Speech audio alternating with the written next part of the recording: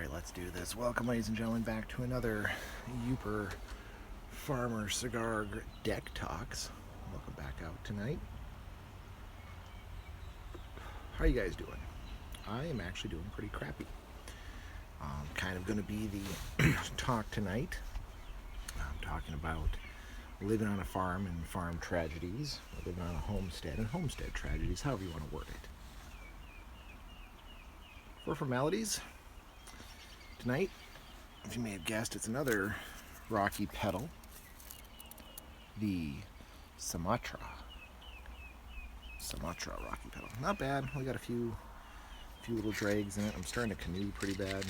My butane lighter ran out of fuel, so I'm using some, I don't even know where I got these stick matches from, but they are not high quality.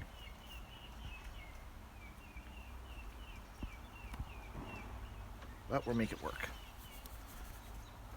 Well, that one apparently won't go out. For the drink tonight, for the occasion, we're doing Black Heart, a black Indian pale ale. As I've talked about, I really don't like pale ales, or the Indian pale ales, the IPAs. There's other flavors you can put in a beer besides overloaded with hops. But I made an exception because it was a black IPA. I'm going to give it a whirl. See how it holds up. Not bad right now. Actually, a lot of head. Quite black.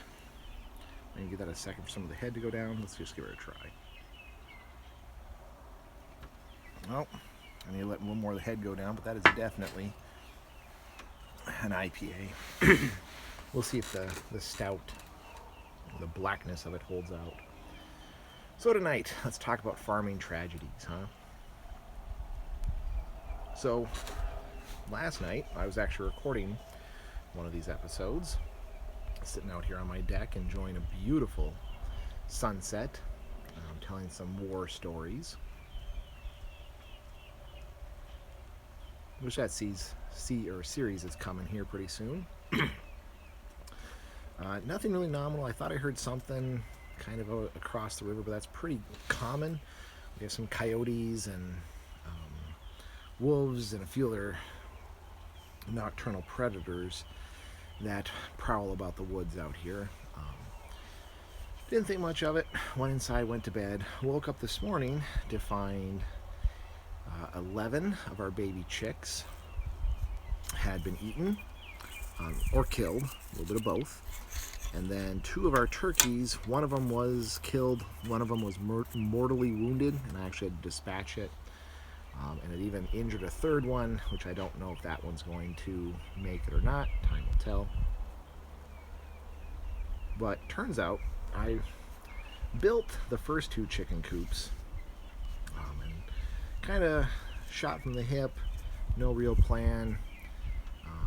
And they really seem to hold up, but they're lined with a garden fence wire and a chicken wire, which the garden fence, if you pull hard enough, you can actually separate it.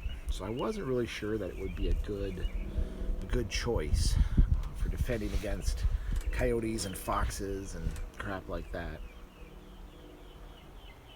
So this time around, kind of spared no expense. We bought outdoor dog kennels for the chicken runs, which is welded steel, welded wire, very, very strong. It's meant to hold up against a dog attacking it for quite a while. So I figured if it could hold up against a dog, it should be able to hold up against foxes or coyotes or possibly even a wolf. Well, that's definitely an IPA. Blech.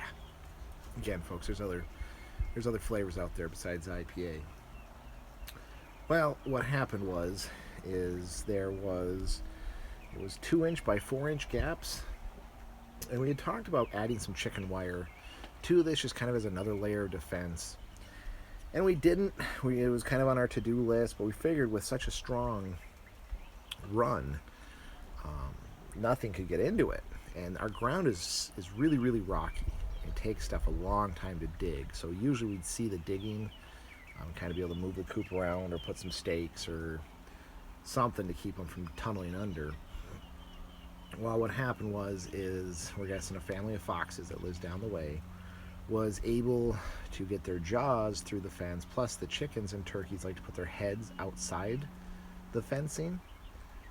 And I believe with the chickens, they were actually able to pull the chickens through that 2x4 inch little gap. The turkeys, they were not able to pull through that 2x4 inch gap because the turkey bodies were still left inside the coop. But I'm guessing working in tandem, they were able to scare them to one side or another, kind of corral them while another fox attacked them. That's the only thing I can think anyway. There's no... they did dig a little bit, but they didn't get up and under the coop. There's no way for them to have gotten through any of the holes, of course, or any of the bars or anything like that. Kind of a kick to the teeth.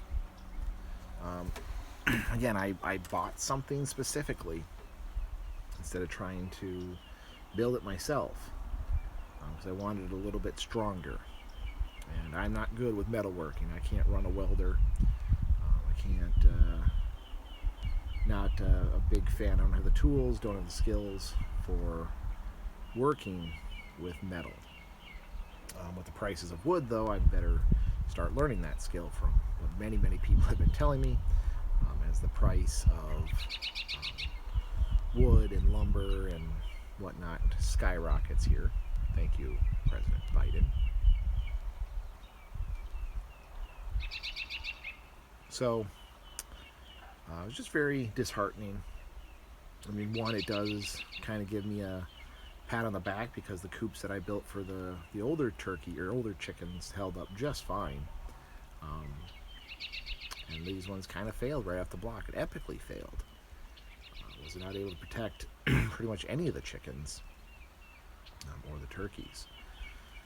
So it kind of sucks. Again, you get into homesteading, farming, rearing father animal husbandry. You better be ready to deal with death. The death of your animals, losing a flock, losing a harvest. Loss is very much a part of farming, of raising animals. So it's something you really have to deal with. And it's a reality. In life in general, we tend to avoid death at all costs. But it is something we all are going to have to face one day. Again, as homesteaders and farmers, we're going to face it a little bit more. Even like, again, one of the turkeys that was injured, I actually had to dispatch it, which is not fun, not enjoyable, but something that had to be done. The turkey would have suffered greatly had I not done that. So it was a waste. I really, we planned on eating these turkeys. So again, it wasn't a matter of was I upset about dispatching the animal. Had I been harvesting it, wouldn't have had a problem. But because it was just truly wasted, really kind of nags at you and gets you when you have to do that. So here we are. I'm actually, we set up a bunch of traps. I do trapping. Predation trapping or predator trapping is not my best. There's some delicious wind. Sorry about that. I don't know if I can block it at all. Nope. Oh, sorry about the wind. It is what it is. So yeah, I do a lot of trapping. Usually I do beaver trapping, raccoon, skunk, possum. But the canine, the predator trapping is kind of its own little thing. I've learned the principles. I know the principles, so I'm hoping they can help me catch these foxes. We'll see. Time will tell if I'm able to get them. Unfortunately, it has been hardest on my oldest daughter. She really got attached to the turkeys. And her favorite one Beltane, she calls it, that she'd have as a friend to sit on her shoulder, and she'd talk to it, and actually she'd study with it, and she'd hand feed it. That one got a little nip off its wing. We don't know if it's going to survive or not. It's a small injury. Hopefully it's healable.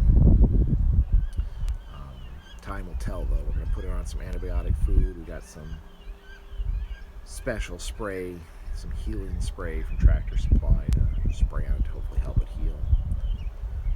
So she's really taking this hard. The other children are angry that it's kind of a waste. We wasted these animals. They really didn't, end up in our freezer. But by and large, though, most of them are pretty good with it. They understand that it happens. It's an accident. Nothing, no one's fault really that it happened, but it is what it is. So it's a good life lesson for them. Now they know more about animal husbandry, how to protect animals a little better. It's kind of, I had to learn this lesson too.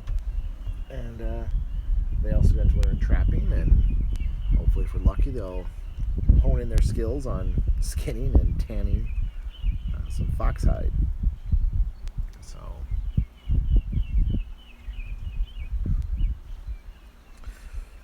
time will tell. Again, I never would wish this on anyone's herd or anyone's animals, but it happens, so we're going to make the best of it. Give our children a lot of good life lessons. Give ourselves some life lessons as well. There's kind of lessons learned here for us as well, as far as how we can make better coops and better runs and put some stuff into perspective. I guess I build a better chicken coop than I gave myself credit for, because these foxes aren't new. They definitely checked out the other coops, but for whatever reason, how I built them, the fox and coyotes and wolves, they leave them alone. So kudos, I guess, to me for that.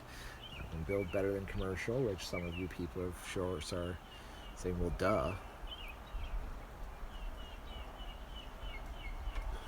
But we'll see. Again, kind of sucks. We'll get over it. We did go straight back to Tractor Supply. Got ourselves another 12 chickens to kind of up our egg production and kind of have some meat preserved on the bone, as they say. But yeah, I think when we get those chickens, we are definitely going to probably build our own coop, which is sad because the price of one coop will cost as much as it would take to build 3 coops, which that's kind of a kick to the jimmy. But it's got to be done. We got to kind of protect our investment a little bit and get serious about our chickens. Not that we weren't, of course, but we just have to kick up our game, as they say. And I guess realize that I can build a much better chicken coop than I gave myself credit for. So maybe I'll do a video showing off the chicken coops that I built. They're kind of cute. One of them I made cutesy. I made artsy fartsy. Used angles and fun cuts on my chop saw and whatnot, just to kind of show off a little bit. So maybe I'll show a video. Maybe the next video I'll do the how-to or the review of the chicken coop that worked and review of the chicken coop that didn't. But anyway, this wind is really killing the video here, so